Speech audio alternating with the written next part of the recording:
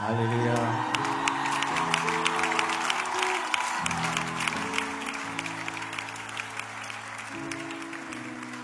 Je vous salue au nom de Jésus. Je remercie Dieu pour cette histoire qui est en train de se créer entre moi et la France. Et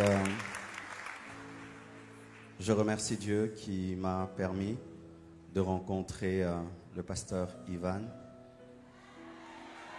Je sais que beaucoup ont prié pour ça. Et merci du fond du cœur pour votre accueil. Vous n'étiez pas obligé de m'inviter. Il y a tellement de grands orateurs dans le monde. Merci de m'avoir invité. Merci au pasteur Yves qui a témoigné de moi auprès du pasteur Ivan. Merci à toute l'équipe, à tous les pasteurs, à tous ceux qui ont travaillé pour que cet événement soit réalisable.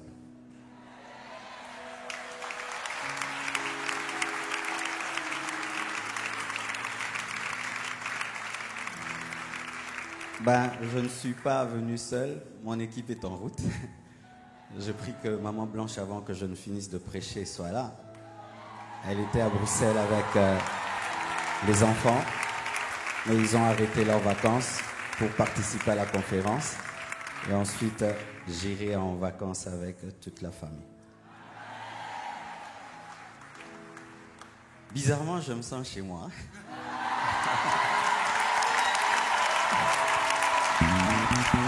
Amen.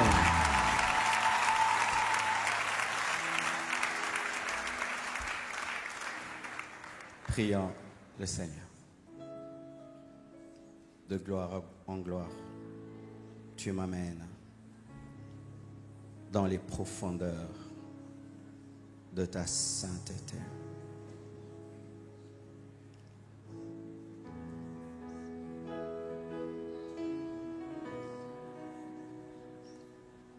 De gloire en gloire, de gloire en gloire, tu m'emmènes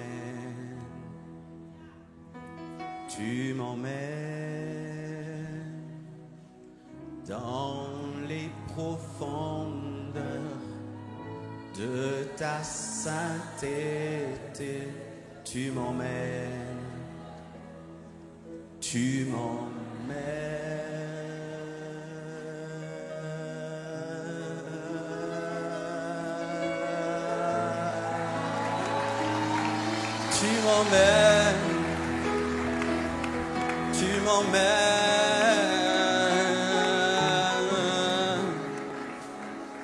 Yenalabasindele basha, oh rabasha la basaya, oh, de gloire en gloire, de gloire en gloire, tu m'emmènes. Tu m'emmènes dans les profondeurs de ta sainteté. Tu m'emmènes, oh, tu m'emmènes de gloire en gloire, de gloire en gloire. Tu m'emmènes, tu m'emmènes dans les profondeurs de ta sainteté. Oh, tu m'emmènes, tu m'emmènes de gloire en gloire, de gloire en gloire. Oh, tu m'emmènes, tu m'emmènes dans les profondeurs de ta sainteté. Tu m'emmènes, tu m'emmènes, tu m'emmènes.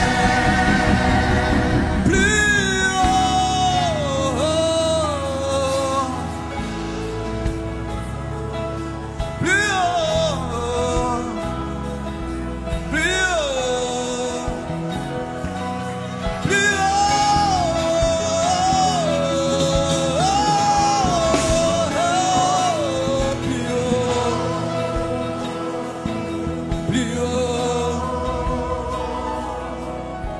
Je veux m'envoler sur les ailes du vent, sur les ailes du vent de l'esprit, comme un aigle. Je veux m'envoler sur les ailes du vent de ton esprit, comme un aigle, comme un aigle. Je veux nager dans les profondeurs, je veux nager dans le torrent, comme Ézéchiel, comme Ézéchiel. Emmène-nous, emmène-nous plus haut, emmène-nous plus haut, emmène-nous plus haut, emmène-nous plus haut.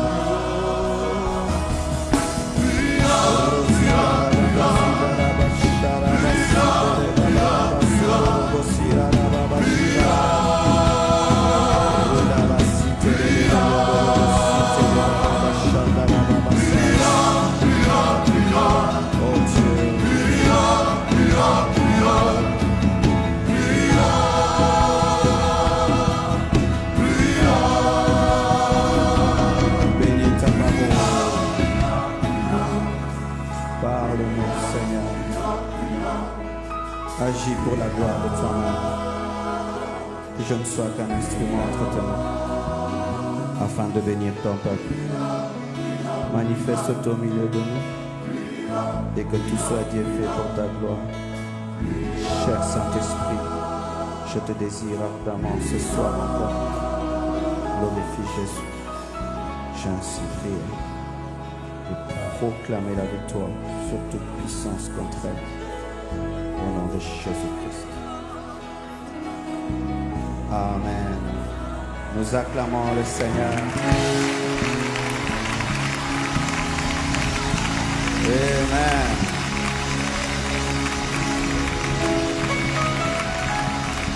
Le thème, mon sous-thème dans ce grand thème ce soir, c'est la procrastination spirituelle. Un frein à la manifestation de la gloire de Dieu. Tu peux le dire à ton voisin, la procrastination spirituelle. À celui de gauche, à celui de droite, surtout à celui qui te boude. Dis-lui la procrastination spirituelle. Nous sommes debout, nous allons lire la parole de Dieu dans Genèse 19, verset 15 jusqu'au verset 17e. Genèse 19, 15 à 17. La Bible dit, dès l'aube du jour, les anges insistèrent auprès de Lot en disant, « Lève-toi, prends ta femme et tes 2 filles qui se trouvent ici, de peur que tu ne périsses dans la ruine de la ville. » Et comme il tardait, les hommes le saisirent par la main, lui, sa femme et ses 2 filles, car l'Éternel voulait l'épargner. Ils l'emmenèrent et le laissèrent hors de la ville. Après les avoir fait sortir, l'un d'eux dit, « Sauve-toi pour ta vie, ne regarde pas derrière toi et ne t'arrête pas dans toute la plaine, sauve-toi vers la montagne de peur, que tu ne périsses. » Nous lisons aussi un deuxième passage. Nous sommes dans Jean 11, du verset 20 jusqu'au verset 27e, et puis nous allons sauter du 39e verset jusqu'au 40e. Jean 11. Lorsque Marthe apprit que Jésus arrivait, elle alla au-devant de lui, tandis que Marie se tenait assise à la maison. Marthe dit à Jésus, « Seigneur, si tu étais ici, mon frère ne serait pas mort. Mais maintenant même, je sais que tout ce que tu demanderas à Dieu, Dieu te l'accordera. » Jésus lui dit, « Ton frère ressuscitera. » « Je sais, lui répondit Marthe, qu'il ressuscitera à la résurrection au dernier jour. » Jésus lui dit, « Je suis la résurrection et la vie. Celui qui croit en moi vivra, quand même il serait mort. Et quiconque vit et croit en moi ne mourra jamais. Crois-tu cela? Elle lui dit, oui, Seigneur, je crois que tu es le Christ, le Fils de Dieu, qui devait venir dans le monde. Versets 39 à 40, Jésus dit, ôtez la pierre. Marthe, la sœur du mort, lui dit, Seigneur, il sent déjà, car il y a 4 jours qu'il est là. Jésus lui dit, n'étais-je pas dit que si tu crois, tu verras la gloire de Dieu? Acclamons la parole du Seigneur. Asseyez-vous, s'il vous plaît. La procrastination spirituelle, c'est une série de messages que je suis en train d'apporter ces derniers temps. Et le Seigneur m'a convaincu de faire de même dans cette conférence. Qu'est-ce qu'est la procrastination? La procrastination, c'est une tendance maladive à toujours reporter à plus tard ce qu'on peut faire aujourd'hui. C'est ça la procrastination. Une tendance maladive à reporter à demain ce qu'on peut faire aujourd'hui. Et j'ajoute une tendance maladive à reporter à demain ce qu'on peut vivre aujourd'hui. Amen. Hein? Une tendance maladive à reporter à demain ce qu'on peut vivre aujourd'hui et faire aujourd'hui. Un très grand frein à la manifestation de Dieu. La Bible nous parle dans Genèse de Lot. Lot, Dieu veut le sauver au travers de la prière d'Abraham. Dieu veut le libérer d'un jugement qui doit tomber sur Sodome et Gomorrhe. Il se retrouve au mauvais endroit, mais il a quelqu'un qui est au bon endroit, qui prie pour lui étant au mauvais endroit, Abraham. Et lorsque Abraham prie, Dieu dépêche des anges pour aller pas seulement brûler, mais d'abord sauver Lot. Et lorsque les anges arrivent, tellement de choses arrivent autour de cela. Les sodomites et gomorriens cherchent à avoir des relations intimes avec ces hommes. Et la Bible nous dit, les anges précisent à Lot que Dieu veut brûler cette ville. Lot a la précision, il sait que Dieu veut brûler cette ville. Mais un problème se pose, ses filles s'étaient mariées à des sodomites, à des gomorriens, et étaient attachées à Sodome au travers des hommes, au travers de leurs maris. Et Lot avait des gendres à Sodome. Il fallait qu'il puisse convaincre ses gendres. Mais il oubliait que la montre de Dieu continuait à tourner et que bientôt le feu allait tomber sur Sodome et Gomorrhe. Et Dieu lui fait grâce. Et la Bible précise et dit comme il tardait. Comme il tardait, comme il reportait à demain ce qu'il pouvait faire aujourd'hui. Comme il reportait à 1 heure ce qu'il pouvait faire en 7 secondes. Comme il reportait sa sortie, qui n'était pas sa sortie, c'était son salut. À cause de la prière d'Abraham, la Bible nous dit que les anges ont tenu Lot et l'ont fait sortir de Sodome et Gomorrhe. Comme il tardait. Lot est comme la plupart d'hommes, comme la plupart des femmes. Il est tout d'abord un type d'inconverti. Un homme qui est sous le jugement de Dieu. Un homme qui peut-être bientôt va mourir. Un homme qui, s'il meurt, il finira en enfer, car le feu de l'enfer est plus que le feu qui est tombé sur Sodome et Gomorrhe, mais qui pense avoir le temps. Il pense qu'il peut décider quand est-ce qu'il se convertira, quand est-ce qu'il sortira de Sodome et Gomorrhe. Des hommes qui reportent à toujours leur salut, qui reportent à toujours leur conversion, qui donne toujours des raisons.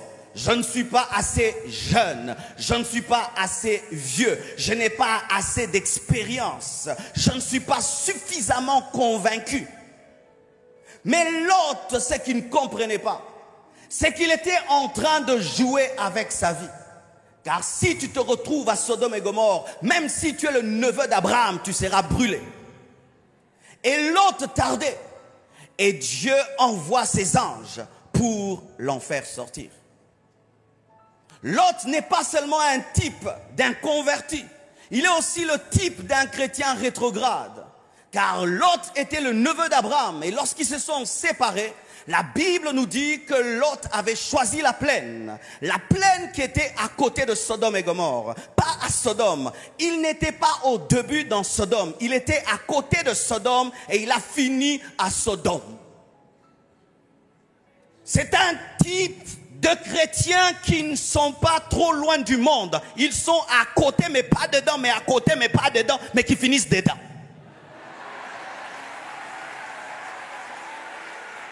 Quand tu le regardes, il est angéliquement, démoniaquement. Il a un mélange très proche de l'église, mais très proche des boîtes de nuit. Il est à côté. Il n'est pas dedans, mais il est à côté. Il maîtrise tout ce qui se passe nouvellement dans le monde, mais il ne danse pas ses danses, mais il les connaît. Il est au courant de tout ce que toute nouvelle star vient de faire, mais n'est pas dedans, mais à côté, mais finit par être comme. Connaissant les nouvelles marques de Kardashian, les nouvelles marques de ceci, mais ne portant pas encore, mais portera demain.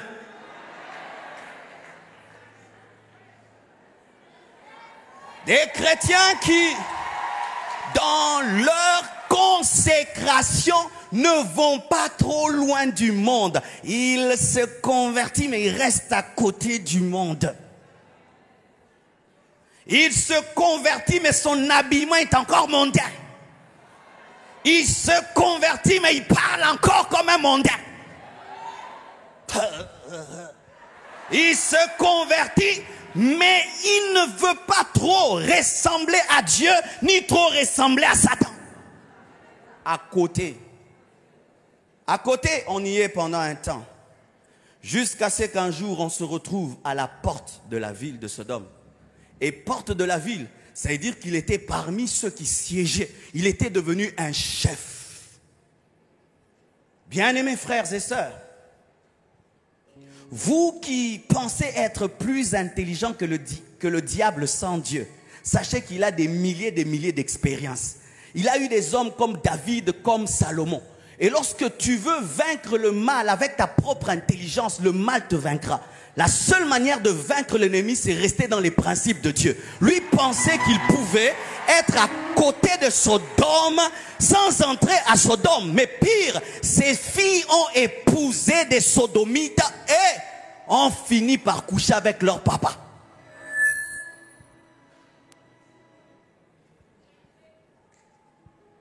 Lot est aussi un homme qui est en train de vivre un réveil. C'est-à-dire qu'il mène une mauvaise vie, mais il sent un appel à plus. Mais il dit, je le ferai demain. Je le ferai demain. C'est un type d'homme qui est appelé à plus, mais qui reporte à demain le plus. Et beaucoup de chrétiens ressemblent à Lot. Car Lot, lorsque je le greffe à Abraham, je peux dire qu'il est comme un chrétien. Mais quel genre de chrétien? Dieu te révèle que tu ne lis pas suffisamment la Bible et tu le sais. Et tu dis toujours, je lirai la Bible. Tu sais que tu ne pries pas suffisamment. Tu le sais, mais tu dis, je prierai. Tu sais que tu n'es pas un homme de jeûne et de prière, mais tu dis, je jeûnerai. Tu sais que l'onction que tu as, ce n'est pas l'onction que tu dois avoir. Et tu dis toujours, je chercherai. Tu sais que ta consécration n'est pas profonde. Tu le sais, tu n'as même pas besoin qu'on t'enseigne. Dieu t'a déjà enseigné que tu n'es pas suffisamment consacré. Mais tu dis, je serai consacré. Pas cette année, l'année prochaine. à la prochaine conférence.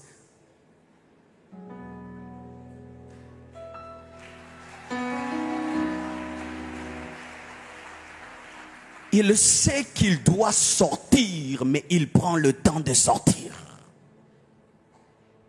Il sait qu'il doit se séparer d'une copine, mais il prend le temps de s'en séparer. Tu veux que des cornes et une queue apparaissent pour t'en séparer. Il sait qu'il doit briser certaines alliances, mais il prend le temps de les briser. C'est pas qu'il ne sait pas, il sait, mais il prend le temps. Et recevant la révélation de qui? Pas des hommes, des anges. Il sait que ce sont des anges qui m'ont parlé. Donc il ne mente pas. Il sait que c'est un prédicateur de vérité. Il sait qu'il est loin de Dieu. Mais malgré qu'il le sait, il attend. L'autre peut apprécier le message des anges, mais tarder. C'est pourquoi j'aime pas les gens qui apprécient les messages. Pratiquez les messages. Ah, tu prêches bien, tu prêches bien, tu prêches bien, tu prêches bien. Non, Dieu m'a pas appelé pour que tu dises que je prêche bien. Dieu m'a appelé pour te transformer.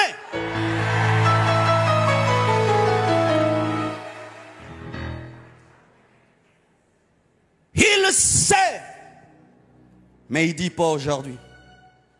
Il peut connaître des choses sur la prière, lire des livres sur la foi, il peut lire des livres sur la sainteté, il peut lire des livres sur la consécration, il participe à des séminaires et des séminaires, mais malgré qu'il le sait, il dit, je le ferai, mais pas aujourd'hui, demain. Mais ce qu'il ne sait pas, c'est que Dieu est un Dieu de grâce, mais il est aussi un Dieu de justice. Ce qu'il ne sait pas, c'est que Dieu a un programme. Et ce que tu ne sais pas, c'est que Dieu a un programme. Nous sommes en train d'aller vers le temps de la fin. Bientôt, très bientôt, Jésus-Christ de Nazareth va revenir. Et j'aimerais vous dire que les chrétiens tièdes ne seront pas enlevés. Car une fiancée qui n'est pas fidèle dans les fiançailles ne peut pas devenir l'épouse. Prier à l'église ne suffit pas. Vous devez pratiquer ce que vous connaissez. Vous glorifier de prier dans des églises et de connaître des pasteurs connus ne vous fait pas connaître de Dieu. Tu connais qui? Ah, je connais le pasteur Marcelo. Ah, je connais. Tu pries où? À ICC, hein? À la compassion. Bien aimé, Dieu n'a que faire de tout cela. Tu dois pratiquer ce que tu connais. Se glorifiant des églises et des pasteurs sans pratiquer ce qu'on prêche. Tous ces hommes de Dieu qui sont venus du monde et qui viennent vous prêcher, vous entendez, ouais, vous achetez des CD, des DVD, des livres, tu étais, j'y étais, tu étais, j'y étais. Et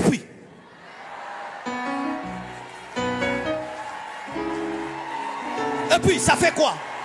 Tu étais, j'y étais, j'étais à la 3e rangée, vers la gauche là. Vraiment, je l'ai regardé, il n'est pas très grand de taille, il est court lorsque tu vas en live.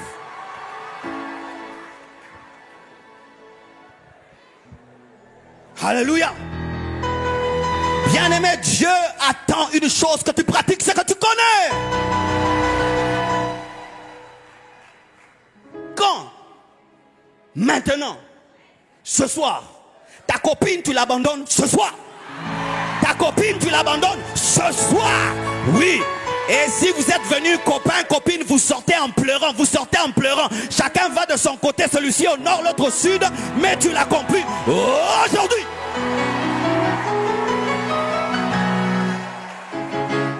Tu abandonnes ta cigarette aujourd'hui, la drogue aujourd'hui. Aujourd'hui, pas demain. Tu te convertis aujourd'hui. Tu sors de Sodome aujourd'hui. Et cette parole vient comme les mains des anges pour te prendre de force et te faire sortir.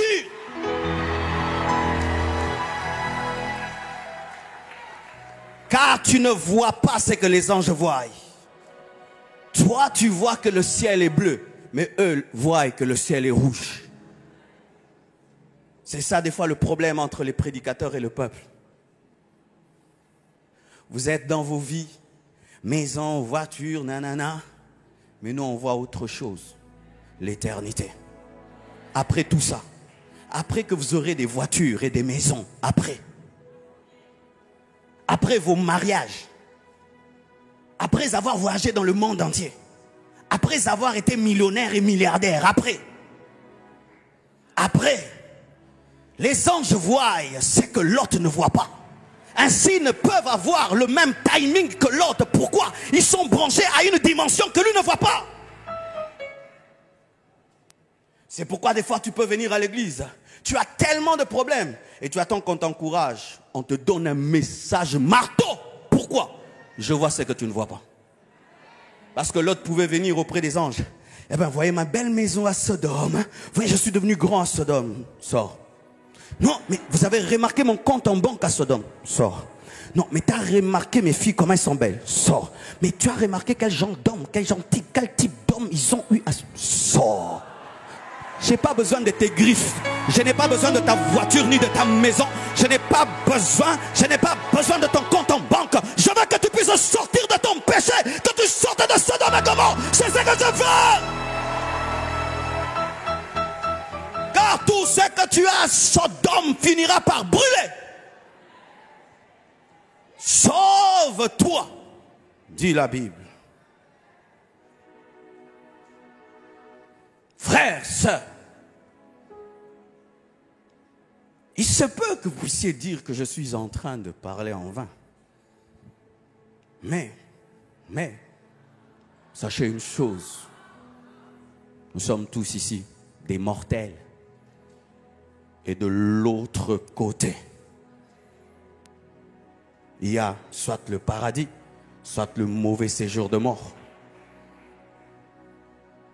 De l'autre côté, il y a une vie après la mort. De l'autre côté.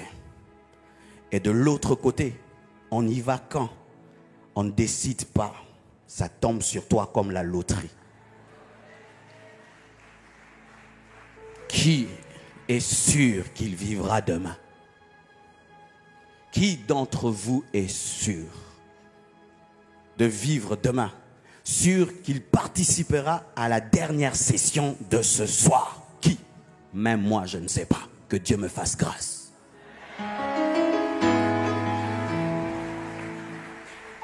Ainsi, un homme qui ne peut maîtriser 1 heure, 2 heures est en train de dire « Je prendrai une décision dans 10 ans ». Alors qu'il ne sait pas ce qui peut lui arriver dans 5 heures, dans 3 heures et dans 2 heures. Mais il est en train de dire « Je prendrai une décision dans 5 ans ». C'est de la folie. Aujourd'hui, si tu entends la voix de Dieu, n'endurcis pas ton cœur. Que tu sois un homme qui n'a jamais donné sa vie à Jésus, que tu sois un homme qui fréquente l'église mais qui vit dans le péché, que tu sois un chrétien rétrograde, que tu sois un chrétien non consacré, il ne s'agit pas de demain, il s'agit d'aujourd'hui. Et écoutez, Lot n'était pas n'importe qui. Il était le neveu d'Abraham. Il siégeait à la porte. Il n'était pas n'importe qui. Mais malgré qu'il n'était pas n'importe qui, il devait sortir rapidement. Bien-aimé, quels que soient tes titres, quels que soient tes grades, quel que soit ton rang, tu as besoin de sortir de Sodome et Gomorrhe. Quel que soit ton rang, quels que soient tes titres, quel que soit l'honneur que tu reçois, même dans l'église, si tu as Sodome et Gomorrhe, tu dois sortir. Le problème des hommes, lorsque Dieu leur demande de sortir de Sodome et Gomorrhe, ils présentent quoi? Je suis le neveu d'Abraham. L'ange le sait. D'ailleurs, c'est Abraham qui a intercédé. Dieu te parle, mais qu'est-ce que tu présentes à Dieu? Tes responsabilités à l'église. Dieu te parle et qu'est-ce que tu présentes à Dieu? Tu présentes ce que tu es dans l'église. Car beaucoup de gens pensent qu'avoir des responsabilités à l'église suffit pour satisfaire le cœur de Dieu. Ils pensent qu'être neveu d'Abraham t'immunise contre le feu qui tombera. Ce qui te sauve, c'est sortir.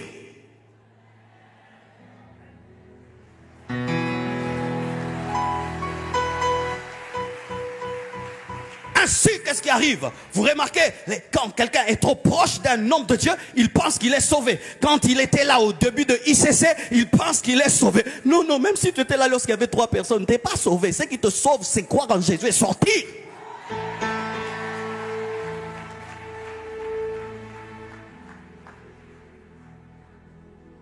Et la Bible dit, il est sorti avec ses enfants, ses filles. Les gendres sont restés pour dire que Dieu, quand il veut traiter ton salut, il n'a pas peur de te blesser, comme un chirurgien qui n'a pas peur de te laisser une cicatrice en t'enlevant un rein pourri afin de sauver ta vie. Car nous voulons que des fois Dieu soit sentimentaliste au lieu qu'il soit spirituel. Les filles sont sorties en pleurant. Chérie, ah, sors, pas de chérie. Que ceux qui sont mariés soient comme s'ils ne l'étaient pas, dit la Bible. Pourquoi tu ne te consacres pas, mon mari? Pourquoi tu ne te donnes pas à Dieu, ma femme? Pourquoi mes enfants? Papa? Papa n'est pas mort à la croix. Ta femme n'est pas morte à la croix. Tout ce que tu présentes ne peut te sauver. Et ces filles laissent leur père, plutôt leur mari, sortent avec leur père et leur mère. Mais en sortant avec maman, maman est sortie physiquement, mais elle est restée spirituellement. Et comme elle était restée spirituellement, elle a fini par regarder. Car Dieu n'avait pas seulement demandé de sortir, il avait interdit aussi de regarder. Ne sors pas seulement du monde, cesse de regarder. Des gens qui regardent des clips mondains et ils disent qu'ils sont en train de se cultiver. Je me cultive, je me cultive.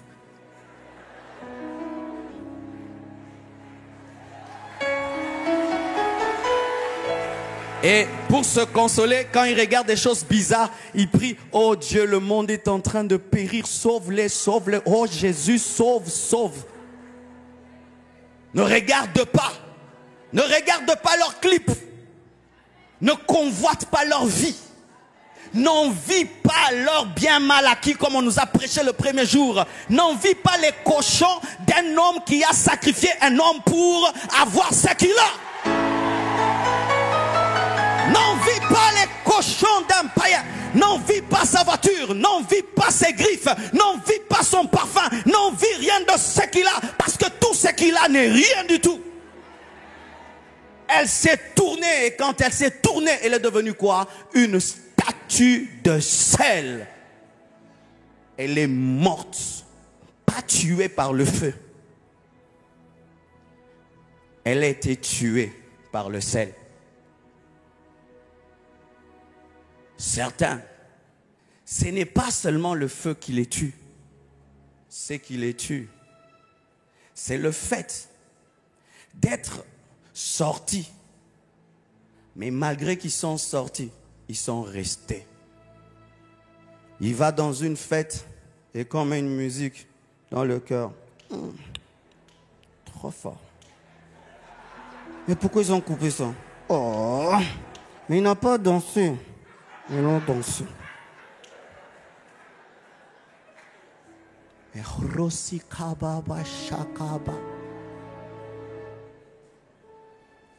Il est avec sa femme, il la trompe pas, mais il prie dans son cœur, Père, tue-le, tue-le, je me marie, tue-le, je me marie.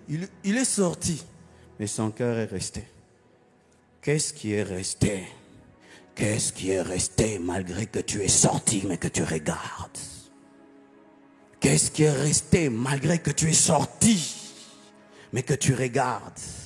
C'est que tu regardes après être sorti, c'est ce qui te tuera.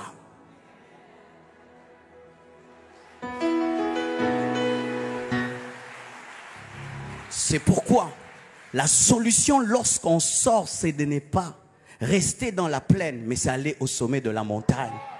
Car c'est au sommet de la montagne qu'il y a la gloire. Lorsque vous vous donnez à Dieu, ne soyez pas des chrétiens de la plaine. Devenez des montagnards. Tu es tellement loin de la plaine et tellement loin de Sodome. Pourquoi? Pourquoi? Le feu qui tombe sur Sodome touche aussi la plaine, même si la plaine n'est pas en Sodome. Pourquoi? Elle est proche de Sodome et elle est infectée par Sodome. Lorsque quelqu'un a une plaie là, et qu'elle commence à s'infecter, si c'est une plaie diabétique, on peut même couper jusqu'au niveau du coude. Et si tu n'es pas dans la médecine, tu vas dire, mais la plaie est là, pourquoi tu coupes jusque là? Oui, la plaie est là, mais l'infection est arrivée jusqu'au niveau du coude.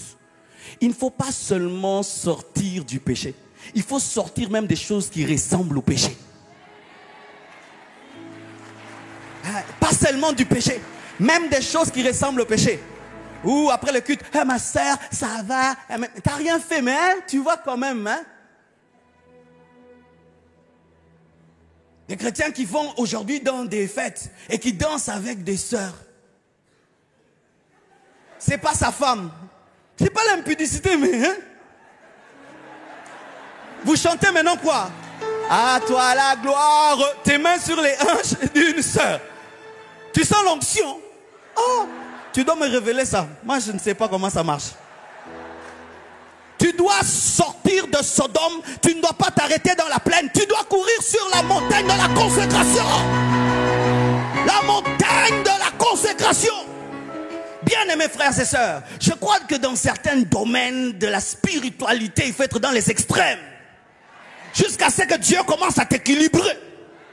Nous, quand on s'est convertis, on était d'abord des extrémistes et puis Dieu nous a dilués. Mais vous commencez déjà à diluer. Ah oui?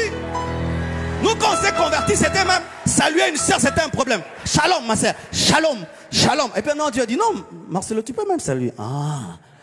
Mais vous commencez déjà. Hallelujah. Oh, praise God, praise God. Ah!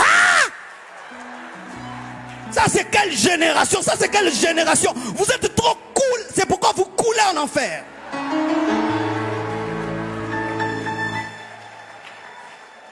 Lui-même s'est converti, mais lui-même décide de doser. Il dit Dieu, pas trop vite, pas trop vite. Alors, Seigneur, pas trop vite. Tu me changes trop vite. Doser, doser, doser, doser.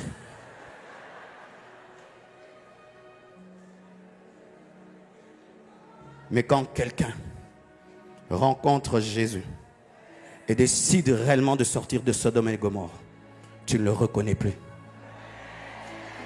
Tu ne le reconnais plus. Je me souviens quand je me suis converti, on m'appelait Marcelo Vinci Enrico Mandeli, le grand Raja Cool, MC DJ Cool. C'était ça mon nom. Marcelo Vinci Enrico Mandeli, le grand Raja Cool, MC DJ Cool. Et j'avais un long pink avec une traîne là. Et je marchais comme ça. Oui, oui. Et mes pantalons, c'était toujours ici. Ça devait toujours être griffé. Si c'est pas griffé, c'est pas un habit. Comme ça. Moi que tu vois. Mais quand Jésus est venu dans ma vie, il m'a dit fais descendre les pantalons. Le pantalon est descendu. Coupe les cheveux. J'ai arrangé mes cheveux. Marche normalement. J'ai commencé à marcher comme un homme de Dieu. Qui m'a dit cela? Qui m'a dit cela? Celui qui te sort de Sodome et Gomorrhe et qui te dit ne reste pas dans la plaine et qui t'amène au sommet des montagnes. Bien-aimés frères et sœurs, si vous voulez vivre, allez au sommet de la montagne. Mais au sommet de la montagne, il y a un problème d'espace. Et donc, il n'y a pas beaucoup de gens. Ce qui fait que les montagnards sont solitaires. Et des fois, nous avons peur de la solitude. Mes amis ne vont pas me comprendre, ma famille non plus, la société. Mais pas seulement la société, certains chrétiens aussi. Certains chrétiens aussi. Tu es trop dur. Tu es trop exigeant. Tu es trop sévère. Tu exagères. Si tu vas rester sur le pic de la montagne et qu'il n'y a même pas assez d'espace pour tes deux pieds et que tu seras là comme un Shaolin, sois là.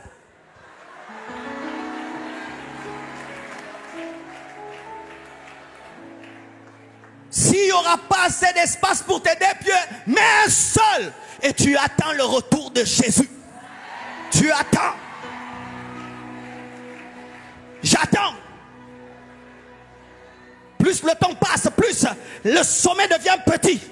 Le péché commence à envahir même l'église. Même dans le ministère, le péché entre. Tu dois être prêt à être des fois seul, incompris des gens, rejeté des autres. Mais tu vis dans l'intimité de ta chambre, la gloire de Dieu, la présence de Dieu, l'intimité avec Dieu. Qui veulent ça? Qui veulent ça? Qui veulent ça? Qui veulent ça? Qui veulent ça? Je le veux de tout mon cœur.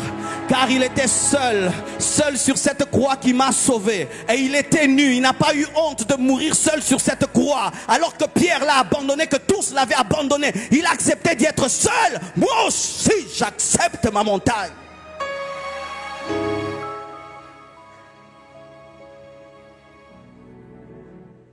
Il y a l'autre verset que j'ai donné qui me dérange. Et le premier que j'ai donné qui me dérange. Voici, mes frères et sœurs,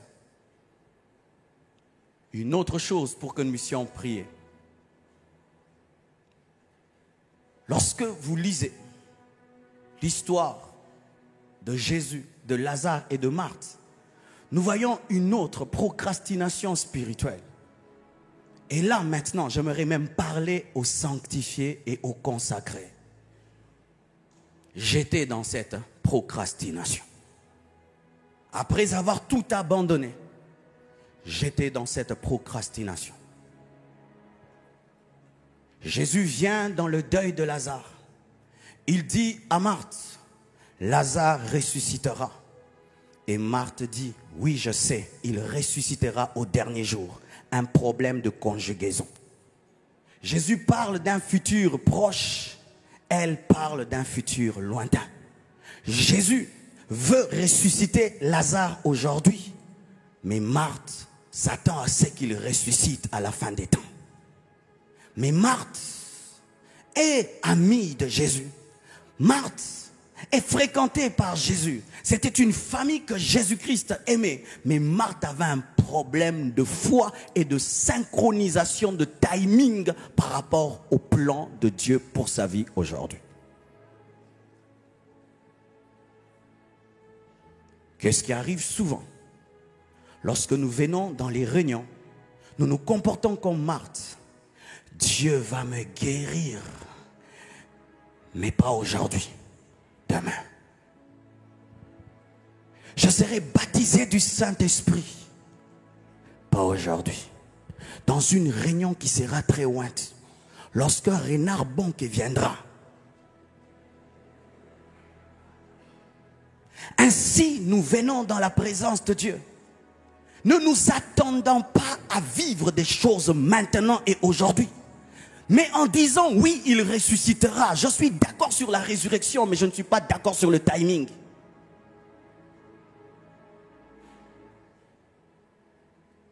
Et là, alors que tu es assis sur cette chaise, tu attends beaucoup de choses, mais souvent, demain. Dans le culte de demain, dans un mois, Dieu va me donner l'onction. Dans un mois, j'ouvrirai les yeux des aveugles, je ferai marcher des paralytiques. Dans un mois, j'aurai un don de parole, de connaissance. Mais aujourd'hui, non, pas aujourd'hui, demain. Et les gens viennent sans expectation dans le présent. Ainsi, Dieu ne fait aucun miracle dans les cultes parce que tout le monde est dans le futur. Tout le monde est dans le futur. En venant ce soir, tu t'attends à quelque chose aujourd'hui, maintenant.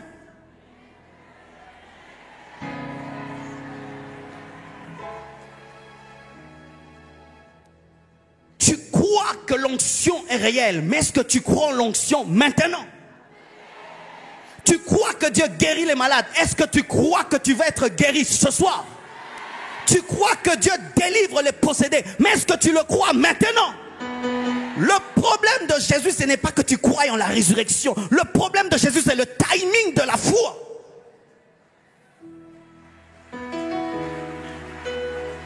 Je je serai guéri, je serai délivré, je serai transformé, je serai impacté. Quand?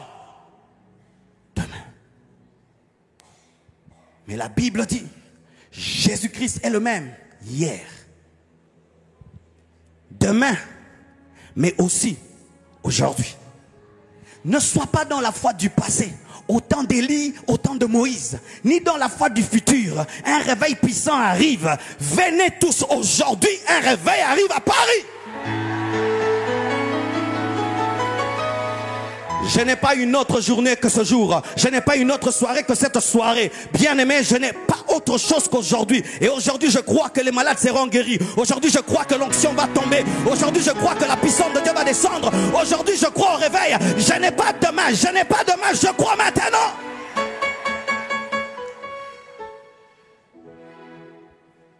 En reportant ta foi, tu reportes la résurrection de Lazare.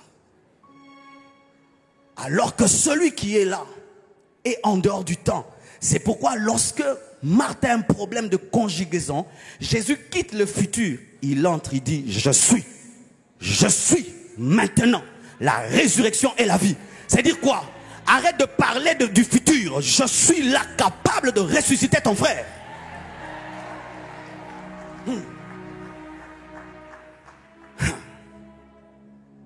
Voilà.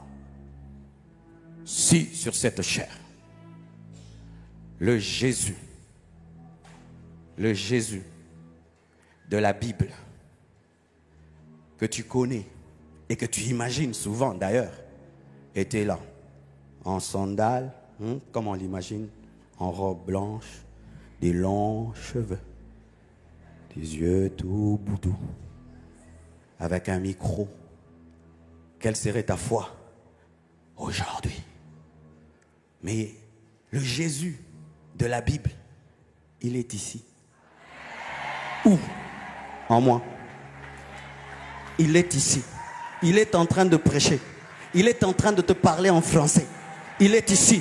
Le même qui marchait sur les avenues de Capernaum de Galilée est en train de marcher sur les allées de cet auditoire. Et il est en train de chercher des hommes qui va guérir, qui va délivrer aujourd'hui. Je dis aujourd'hui. Aujourd'hui, il a dit à Zachée, aujourd'hui, le salut est entré dans ta maison. Et il veut dire à quelqu'un ce soir, le salut est entré dans ta maison. Il veut dire à quelqu'un ce soir, ta foi t'a guéri. Va et ne pêche plus. Il veut dire à quelqu'un ce soir, tes péchés te sont pardonnés. Aujourd'hui.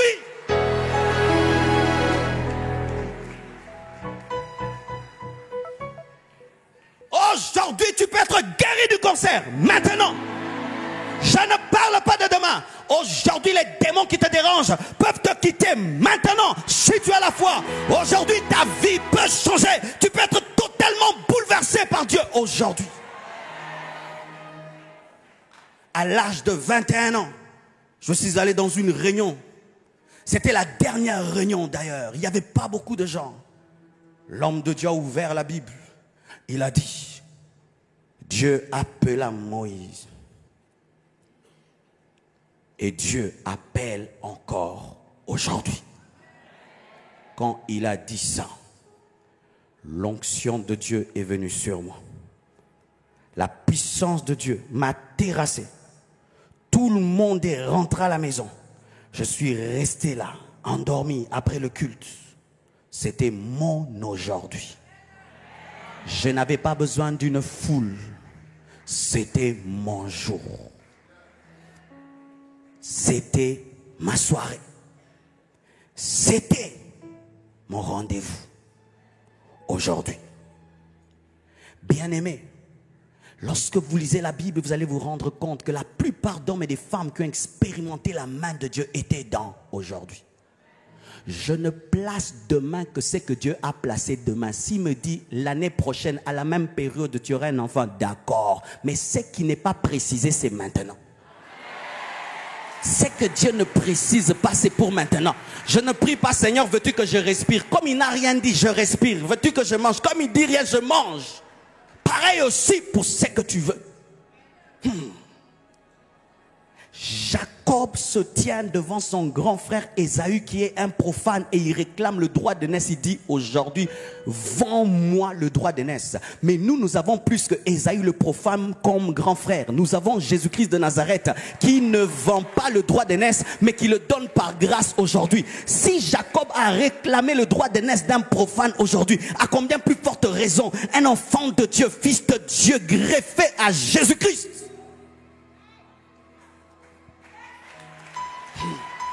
Le sida peut te quitter maintenant. Tu peux te lever de ta chaise maintenant et marcher aujourd'hui. Tu peux être baptisé du Saint-Esprit et recevoir une onction pour évangéliser aujourd'hui. Et d'ailleurs aujourd'hui, lorsque vous sortirez de ce lieu, allez prêcher l'évangile aujourd'hui. Entrez dans les bus, entrez dans les métros aujourd'hui. Chantez, prêchez aujourd'hui. Parlez aujourd'hui.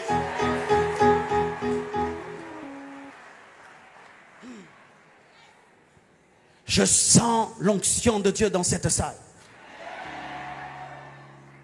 Car l'aujourd'hui amène Dieu à agir maintenant. L'aujourd'hui amène Dieu à te toucher maintenant.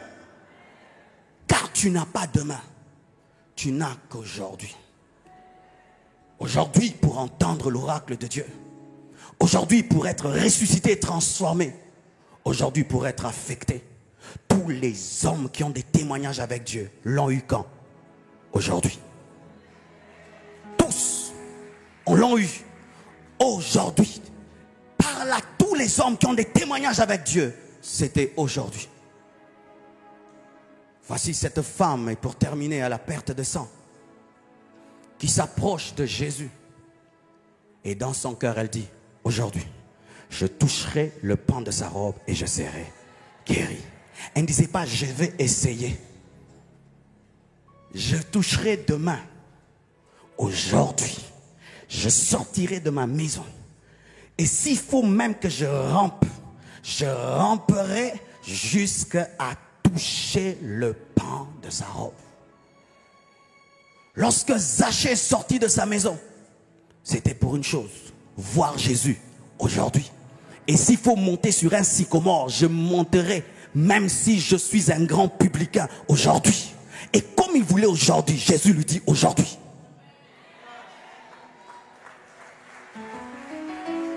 Lorsque David a rencontré Goliath et que Goliath l'a menacé, qu'est-ce qu'il a dit à Goliath? Aujourd'hui je te tuerai. Mais il ne l'a pas tué, mais il a déjà fixé un agenda. Aujourd'hui je rentre avec la tête de Goliath à la maison.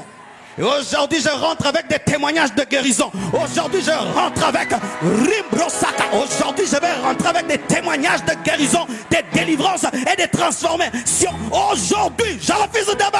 Aujourd'hui.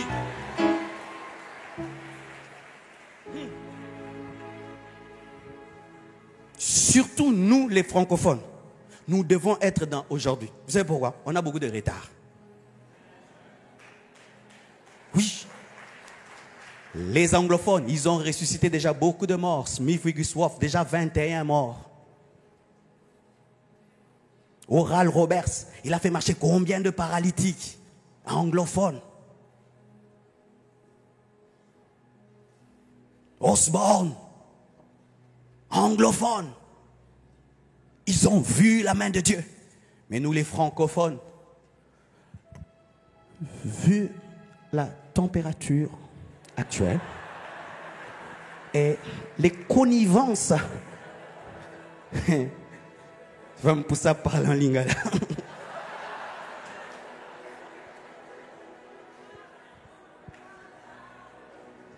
On réfléchit, les autres agissent. On pense, on calcule, les autres font. Nous venons dans les cultes enfin d'apprécier la lumière et la chair, comment elles concordent avec la chemise.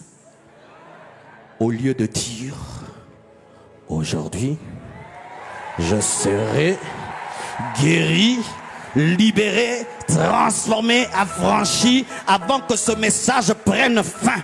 Dieu doit me guérir. Avant que ce message ne prenne fin, Dieu doit me transformer. Avant qu'on puisse dire Amen, je dois sortir de cette captivité. Avant que cette conférence ne prenne fin, ma vie doit changer aujourd'hui. Es-tu venu avec une rage?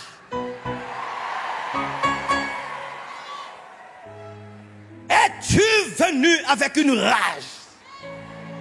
Une décision, de sorte que ton voisin ne te distrait pas. Tu sais ce que tu es en train de faire et ce qui t'arrivera. Car dans l'intimité de ta chambre, tu sais qu'aujourd'hui la perte de sang prendra fin.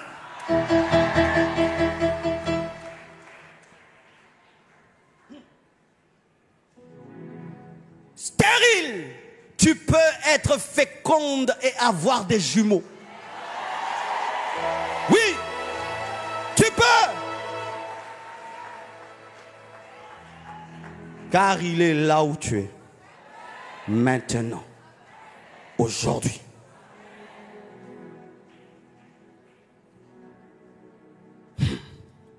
Un jour, j'ai observé le ministère d'un grand homme de Dieu. Cet homme, il dit seulement que cette année, en anglais, pas en français, que cette année, Dieu vous bénisse et que vos vies soient changées, que les stériles enfantent. Et tout le monde dit Amen, Amen. Et puis l'année prochaine, il vient. Qui, quand j'avais déclaré, ont eu des bébés. 2000 bébés. 2000 bébés.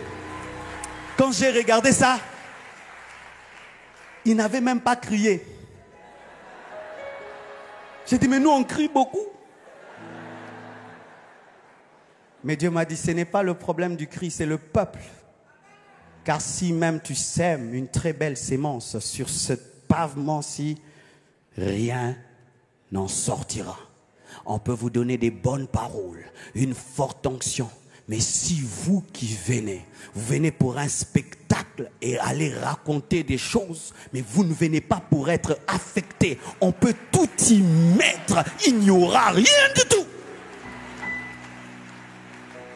Certains, ils attendent. Après, lui, il a 7 sur 10. Lui, il a 10 sur 10. Lui, 9. Je n'étais pas convaincu au départ, mais à la fin, là, il y avait une erreur doctrinale. Et là, il y avait le texte et l'exemple. Alors que tu as un Lazare qui est en train de pourrir. Et Jésus a besoin que tu lui montres seulement le tombeau aujourd'hui. Pendant que tu discutailles demain, pas demain, la puissance de la résurrection est en train de chômer.